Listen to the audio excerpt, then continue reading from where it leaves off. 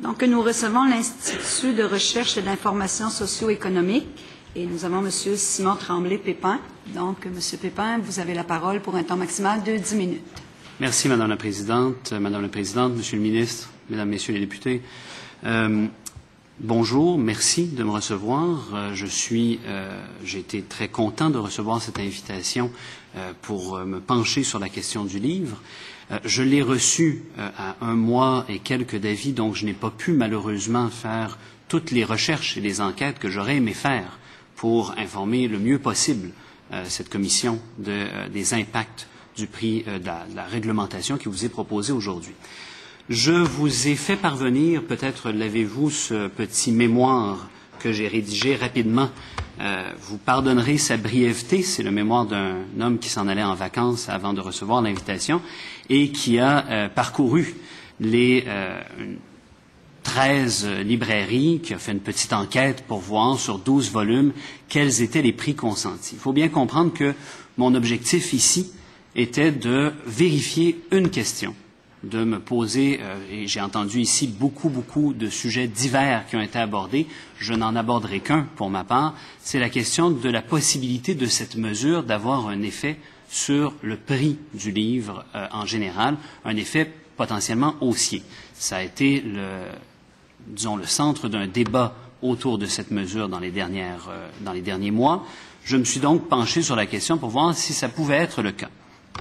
Alors, je vais vous relater quelques-unes de mes réflexions qui ont été faites au fur et à mesure que je faisais ce mémoire. Je ne vous lirai pas le mémoire au complet. Vous en avez copie. Je vous laisse le bon soin de regarder ça. Du côté, donc, je me suis promené chez 13 détaillants. J'en ai contacté un par téléphone, comme il se situait à Rouen. Vous me pardonnerez de ne pas m'être rendu. Et j'ai regardé pour une douzaine de nouveautés. Et j'ai noté les prix de tout le monde. L'évidence qui est apparue à mes yeux à ce moment-là, c'est que la tradition des rabais dans le secteur du livre au Québec, elle n'est pas vraiment là. On ne peut pas dire que c'est à la mode dans une librairie ou qu'elle soit de chaîne ou qu'elle soit indépendante, d'offrir des rabais et de dire oui, achetez ce livre-là plutôt que tel autre parce qu'il est à 30% de rabais. Ce n'est pas tout à fait la pratique. Ce qui m'a amené à regarder, bon, quels rabais sont pratiqués où? Il y a des rabais qui sont pratiqués, oui, chez Costco, chez Walmart, dans les grandes surfaces. Dans le reste des librairies, oui, on peut avoir une carte qui nous donne droit à un rabais quand on a acheté tant de livres. Chez Coopsco, vous le savez, dans les coops, il y a un rabais pour les membres, en moyenne de 10% de ce que j'ai pu observer. C'est pas mal ce que Coopsco dit aussi. Alors, voilà ce qui existe. Eh bien, moi, ça m'a fait dire, cette mesure qui est là, elle ne changera pas grand-chose aux habitudes de consommation des gens. Et je crois que c'est une qualité de cette mesure. Ça pourra vous surprendre. Pourquoi défendre qu'une mesure qui ne change pas grand-chose doit être appliquée? Eh bien, je défendrai ici qu'elle est intéressante justement parce que si elle a un effet haussier sur le prix, ce dont personnellement je doute, mais supposons que tout simplement les grandes surfaces doivent réduire leur rabais et que personne d'autre ne bouge sur le marché, ce qui, de mon point de vue, serait relativement étonnant. J'ai tendance à croire que d'autres détaillants décideront peut-être d'augmenter leur rabais pour concurrencer les grandes surfaces qu'ils pourront concurrencer alors. Mais bon, oublions cette hypothèse pour l'instant. Même si ça avait lieu, on parle d'une augmentation du prix de 1,8% du côté du livre. Écoutez, 1,8% du prix, c'est même pas l'inflation. Je pense que pour la plupart des gens, sur un produit qui se détaille entre 20 et 40 $, qui va le remarquer effectivement dans ses habitudes de consommation et dans ses habitudes d'achat, de mon point de vue, il n'y aura à peu près aucune conséquence en termes de vente. Qu'est-ce que ça va avoir comme conséquence positive? C'est d'offrir tout simplement une protection. Si, demain matin, une grande entreprise décide de se lancer dans une guerre de prix. Une guerre de prix on va dire, on réduit les prix des nouveautés chez Costco, chez Walmart, et on fait un battage publicitaire immense. Bon, qui va pouvoir tenir très longtemps? Évidemment, grâce à la loi 51, grâce à un certain nombre de mesures législatives, les librairies indépendantes pourraient tenir un moment. Est-ce qu'elles pourraient tenir à une guerre de 5 ou 6 ans sur les nouveautés, là où elles vont faire une part de leur profit? Personnellement, j'en doute. Pourquoi ne pas alors se doter d'un moyen relativement simple, sans douleur pour personne, ni pour l'État, ni pour les consommateurs, ni pour les détaillants, et se protéger d'une telle éventualité pour assurer la diversité du milieu du livre. En conclusion, ce sera peut-être surprenant de voir l'Institut de recherche et d'information socio-économique, que certains d'entre vous connaissent peut-être, faire la promotion de la concurrence la plus ouverte possible, mais il nous semble assez clair qu'une grande diversité de détaillants est la chose la plus souhaitable dans le milieu du livre et qu'une telle mesure permet d'avoir une grande diversité de détaillants. Pourquoi? Parce que le marché, si laissé à lui-même, va plutôt favoriser des monopoles et des oligopoles. C'est ce qu'on voit dans les pays qui ont laissé leur marché du livre totalement sans loi et sans protection, comme on le voit par exemple au Canada, aux États-Unis. On voit une concentration du milieu du livre.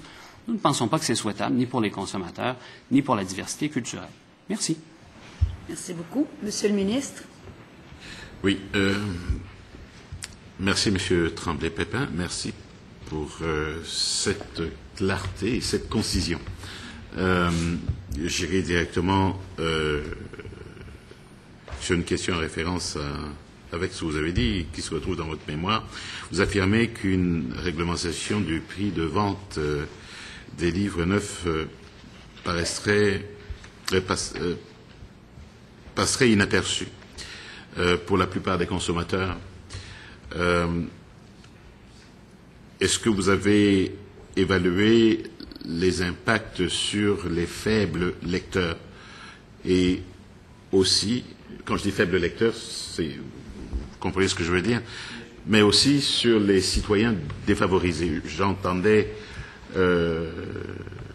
quelqu'un qui vous a précédé tout à l'heure, et c'était percutant comme argument. De toute façon, les démunis n'ont pas les moyens de s'acheter une carte d'abonnement chez Costco ou en région se procurer une voiture pour faire des kilomètres pour aller dans un centre comme WM. Bref, est-ce que vous avez évalué, vous l'avez dit, vous n'avez pas eu beaucoup de temps pour faire un point général sur ce document de réflexion, mais les faibles lecteurs, quels seraient les impacts sur eux en cas de réglementation, et les plus démunis? C'est les deux premiers points. Ça n'a pas été l'objet de mon étude, donc ma réponse, si elle était toute courte, je vous dirais non, ce n'était pas l'objet de mon étude. Cependant, je vous dirais deux choses. D'abord, du côté des grandes surfaces, selon l'ISQ, on parle de 11% des ventes de livres qui se font dans ces secteurs-là. Je vous rappelle que disons des points de vente peut-être plus accessibles pour des gens plus démunis. Pensons tout ce qui est catégorisé comme autres points de vente. Pharmacie, épicerie, etc., des lieux que les gens fréquentent et qui sont relativement à petite distance, il n'y a pas de rabais offert ou à peu près pas de rabais offert dans ces lieux-là. Donc, est-ce que ça changerait beaucoup les habitudes de consommation? Personnellement, j'en doute. Et évidemment, vous faisiez mention de la carte obligatoire chez Costco. Je vous rappelle que comme elle a un prix, cette carte, les rabais que j'ai inscrits dans cette étude doivent être automatiquement diminués de ce prix d'abonnement annuel. Et pour vous donner une idée, si ça coûte 55 $ pour s'abonner chez Costco, il faut quand même avoir une réflexion sur le fait que les rabais dont il est question ici, c'est de 1 ou 2 $ par livre. Ça prend pas mal de livres pour compenser le coût d'abonnement. OK. Vous affirmez qu'une réglementation du prix de vente des livres neufs aurait des impacts modestes, voire invisibles, et qu'elle ne ferait pas varier la répartition des ventes entre différents détaillants. De cette perspective-là, est-ce que vous pouvez affirmer que réglementer serait le meilleur moyen pour consolider les librairies à court terme? Écoutez, Monsieur le ministre, je ne suis pas la personne pour vous dire quelle serait la meilleure mesure à faire pour protéger les librairies. À mon avis, celle-là aiderait certainement. Ça, je peux vous le confirmer, et je ne vois pas en quoi elle pourrait être nuisible. Ce que je vous dis en fin de texte, c'est, si vous voulez vérifier si votre mesure a bien marché, Vous pouvez vérifier dans 2 ou 3 ans si on va être resté à peu près dans le même état. Si c'est le cas, oui, la mesure sera bonne. Merci, Madame la Présidente. Merci. Nous allons maintenant du côté de l'opposition officielle. Madame la députée de la Porte. Merci beaucoup. Bonjour. J'ai un peu de difficulté avec ce que vous venez de mentionner en disant ceci, que la personne qui va aller chez Costco, par exemple, va payer, admettons, 55 $ là, et que vous parlez des rabais sur les livres de 1 ou 2 $. Bon, c'est plus que ça, là, je pense que c'est 7, 8, 9, là, ça varie entre ça. Mais le consommateur qui rentre qui va dans cette grande surface, va pas juste acheter un livre, là, on s'entend. Alors, c'est pas quand vous dites qu'il paie 55 $ pour aller chercher un livre, il va pas juste chercher un livre. Là-dessus, nous nous entendons tout à fait. Ah oui. La question est de savoir quel est l'impact de ce coût. Le rabais n'est pas offert gratuitement à tout le monde, comme dans tous les autres détaillants. C'est ce que je voulais préciser pour bien comprendre que les rabais qui sont inscrits ici, il faut garder en tête qu'il y a un coût pour avoir accès à ces rabais-là. Bien sûr, il y a des gens qui vont passer leur vie chez Costco et ainsi en bénéficier grandement. D'autres, je ne sais pas, en bénéficieront probablement moins. Impossible pour nous, sans avoir les chiffres de Costco qui ne les rend pas disponibles, d'évaluer les coûts l'effet de ce rabais. Est-ce que vous vous êtes penché sur une étude ou de faire une étude sur le comportement justement du consommateur? Nous serions très intéressés de faire une telle étude.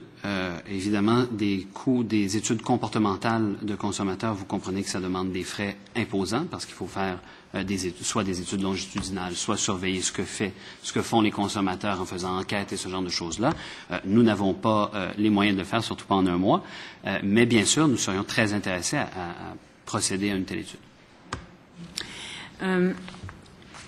Vous dites dans votre mémoire que vous faites mention, attendez, que la baisse actuelle des ventes ne semble pas provenir des achats en magasin, car les ventes en librairie dans les lieux de grande diffusion restent relativement stables. Selon l'Institut de la statistique du Québec, la diminution actuelle s'expliquerait plutôt par la fin du boom des manuels scolaires en raison de la plus récente réforme du système d'éducation. Alors, pouvez-vous en parler un peu? Oui, bien sûr. Peut-être que le législateur ne le savait pas en mettant en place la réforme de l'éducation, mais il a stimulé grandement le milieu du livre par toute la création d'un ensemble de manuels scolaires qui ont été vendus. L'ISQ nous dit que sur les 7 ou 8 dernières années, l'augmentation des ventes de livres sont surtout dues et surtout causée par cette explosion-là. Mais effectivement, si vous regardez le graphique 1 à la page 4 du rapport que je vous ai remis, vous allez constater une relative stabilité des ventes de livres en magasin. Donc, la situation catastrophique qui a pu être dépeinte précédemment, personnellement, je ne la vois pas encore. Elle peut très bien s'en venir, ça c'est tout à fait possible, mais pour l'instant, les ventes de livres en magasin ne sont pas dans une situation de baisse catastrophique et peut-être que justement, par une mesure comme celle que vous ai proposée, il y a moyen de retenir la situation actuelle et d'avoir une relative stabilité du milieu. D'accord, merci. Merci, Mme la Présidente. Merci, Monsieur le député de Jacques-Cartier. Oui, merci beaucoup pour votre mémoire. Quand vous avez, dans l'annexe 1, vous avez constaté certains points de vente, avez-vous fait regarder les prix en ligne pour ces livres? Vous me demandez si j'ai été en magasin pour vérifier seulement... Non, mais avez-vous consulté les prix pour acheter ces livres en ligne plutôt que dans le magasin? Par exemple, déjà sur Amazon ou sur ce genre ou d'autres, Renaud Bré, les autres Archambault. Non, ce n'est pas quelque chose que j'ai fait, non. Je me suis concentré sur... Parce que je regarde vos tableaux et c'est quand même un petit peu l'éléphant dans la salle parce que c'est une autre façon d'acheter les livres aujourd'hui. Le témoin précédent a parlé de ça aussi. Alors, je trouve dans votre tableau, il y a comme une colonne qui manque. Si j'avais décidé d'acheter saccage ou quelque chose comme ça en ligne, quel prix est-ce que je pourrais trouver? Est-ce que c'est moins que le prix en magasin ou est-ce que c'est identique? Ce que je peux vous dire et que j'ai vérifié, Ouais. pour vous aider dans votre réflexion, c'est que l'ensemble de ces, à peu près, surtout les grandes chaînes et tout ça, ont tous des sites web où vous pouvez acheter en ligne leurs livres et tout ça. Et là-dessus, vous allez trouver les mêmes prix qu'ils offrent en magasin, dans la plupart du temps. Donc, il n'y a pas de différence là. Par contre, sur Amazon, et là, je vous parle du livre physique. Je vous parle pas d'acheter une édition. On est dans le physique, le papier. Donc, dans ce cas-là, et là, je n'ai pas vérifié, l'endroit où je n'ai pas été vérifié, c'est sur Amazon. Parce que je dois avouer, mon point de référence est toujours l'achat des livres en anglais, mais même Chapters, il y a des économies d'acheter en ligne qu'aller en un magasin Chapters. Alors, il y a deux prix différentiels. Alors, je ne sais pas si ça existe chez Renaud-Bré ou non, mais il y a une pratique parce que c'est plus facile pour eux autres d'éliminer, envoyer ça dans le magasin, l'inventaire et tout le reste, ils envoient directement au lecteur. Alors, je trouve quand même dans le tableau, ça c'est... La deuxième question, parce que vous avez dit qu'il y aurait des effets modestes de la proposition. Alors, pratico-pratique, alors, on met ça en place pour les 9 mois, le 10%, alors, on va éliminer les quelques rabais plus importants pour les grands vendeurs. Mais pour le petit entreprise, ça va changer quoi exactement? Moi, comme lecteur sérieux, j'ai jamais regardé à Costco ou Walmart pour acheter les livres, parce que le choix est nettement insuffisant. Alors, mais pour moi, les petites entreprises de livres dans mon comté, c'est l'arrivée d'une grande Renaud-Bré et une grande Chapters qui a tué tous les petits. Alors, c'est vraiment ça, parce que veut pas aller dans un Renaud-Bré, il y a des milliers de titres qu'un petit magasin dans un centre d'achat ne peut pas permettre un inventaire de cette ampleur-là. Alors, alors ça, c'est les choses qui compliquent, mais c'est quoi l'impact précis? En mettant ça en place, c'est quoi le changement dans les comportements qui va aider davantage les petits magasins de livres? Ce que je vous dis, c'est que ce que permettra cette mesure, c'est d'empêcher une guerre de prix, qu'elle vienne de Renaud-Bré, qu'elle vienne de Chapters ou qu'elle vienne de Costco ou qu'elle vienne de Walmart, qu'importe. Donc, évidemment, si demain matin, Renaud-Bré décide de s'établir à côté d'une petite librairie indépendante et que celle-ci meurt, cette mesure-là n'aura pas d'effet. Vous avez tout à fait raison de le dire. Cependant, ce que va faire cette mesure-là, c'est qu'elle va vous empêcher une guerre généralisée qui pourrait mettre en péril l'ensemble des librairies indépendantes, ce qui peut être une réflexion plus importante à avoir que la survie d'une seule librairie. Oui, mais parce que même, vous avez fait allusion aux États-Unis, mais même les grands aux États-Unis sont en très gros problème. Borders a fait faillite, Barnes & Noble, qui est probablement la chaîne la plus importante, et même je regarde nos magasins grande surface dans mon comté, et il y a de moins en moins de place pour vendre les livres.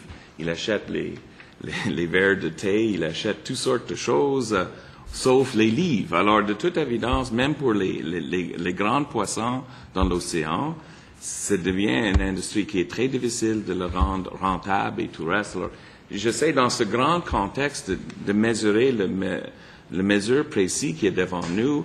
Et est-ce que c'est vraiment bien ciblé? Est-ce que c'est vraiment comme ça que je vais donner un coup de main aux petits libraires ou non? C'est ça que je me pose comme question. Parce qu'on est dans une industrie qui, de toute évidence, est en pleine évolution. Je pense que le New York Times, il y a une semaine, avait les petits libraires. Maintenant, on fait les activités de levée de fonds. Alors, c'est presque comme une charité maintenant. Et il y a tous les grandes librairies indépendantes américaines, The Tattered Cover à Denver est un de mes préférés. Alors, c'est formidable, mais c'est une industrie qui est très difficile. Alors, est-ce que la mesure ici, qui dans votre vue est modeste, qu'est-ce que ça va changer? C'est quoi l'aide pratique que je vais donner aux petits magasins? Vous allez donner la possibilité à ces magasins-là de survivre parce qu'ils ne grugeront pas leur marge de profit en devant offrir des rabais pour se protéger de guerre de prix. C'est comme ça que vous allez réussir à les protéger avec cette mesure-là. Est-ce qu'elle est imparable à toute attaque et à toute situation? C'est pas ce que je vous dis. Je vous dis que vous donnez une arme supplémentaire. Et Barnes & Noble, pourquoi ils vont mal? parce qu'ils sont obligés d'offrir des rabais relativement élevés à cause de leur concurrence avec les grandes surfaces. Est-ce que vous voulez reproduire la même chose et avoir que Renaud-Bré qui reste avec une situation fragilisée? Ça ne vous aidera pas. De toute façon, vous l'avez déjà sauvé, Renaud-Bré, il y a quelques années. Mais ça, c'est une autre question. Merci. Merci beaucoup. Nous allons maintenant vers le deuxième groupe d'opposition. Madame la députée de Montarville, vous avez la parole. Merci beaucoup, Madame la Présidente. Merci beaucoup pour votre mémoire. C'est un sujet qui est complexe et pour tenter de voir plus clair, il y a également des documents qui nous ont été fournis par la présente commission.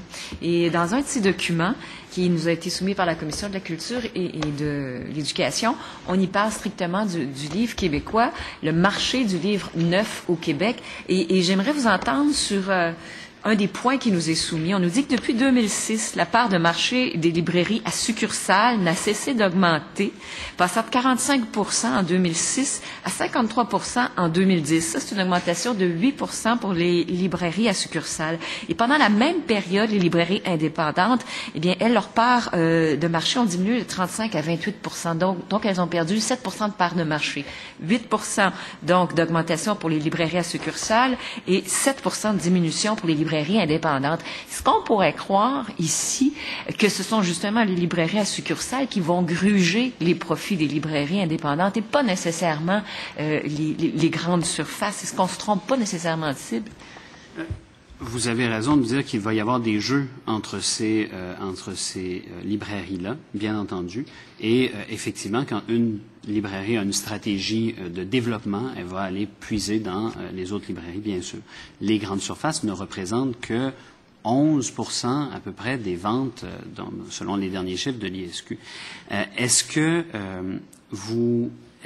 qu'on a ici une mesure qui ne concerne que les grandes surfaces? Eh bien non. Cette mesure-là s'appliquera à l'ensemble des librairies. Est-ce qu'elle va protéger les librairies indépendantes de tous les malheurs qui peuvent leur arriver? C'est pas du tout ce que je soutiens aujourd'hui. Je vous dis simplement, dans l'éventualité d'une guerre qui se fait sur les prix, elle va protéger les plus petits joueurs. Est-ce que maintenant, il y a d'autres stratégies employées par leurs concurrents qui peuvent faire fermer ces détaillants-là? Bien sûr qu'il y en a d'autres. Et l'idée ici n'est pas de proposer une intervention de l'État qui régulerait entièrement le secteur des librairies. Merci beaucoup pour cette précision. Merci, Madame la députée. Maintenant, la parole est à Madame la députée de Gouin. Merci, Madame la Présidente. J'aimerais tout simplement savoir, j'ai regardé vos annexes, vous parlez de ce qui se passe aussi dans d'autres pays.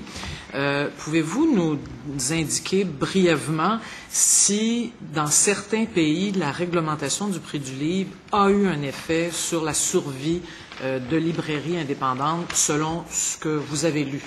Écoutez, de ce côté-là, c'est assez clair. Du côté de la France, il est évident qu'il y a davantage de librairies indépendantes qui ont survécu, surtout quand on la compare à l'Angleterre. Du côté de l'Angleterre, si vous regardez ce lieu où on a retiré une réglementation du prix unique, eh bien, vous allez constater que la part de marché des librairies indépendantes est en chute libre depuis le retrait de cette mesure-là. Donc oui, il semble que ça puisse tout à fait défendre les librairies indépendantes et leur part de marché. Merci. Merci beaucoup, M. Tremblay-Pépin. Et sur ce, la Commission ajourne ses travaux au mardi 20 août 2013 à 9h30. Merci, chers collègues. Bonne fin de journée.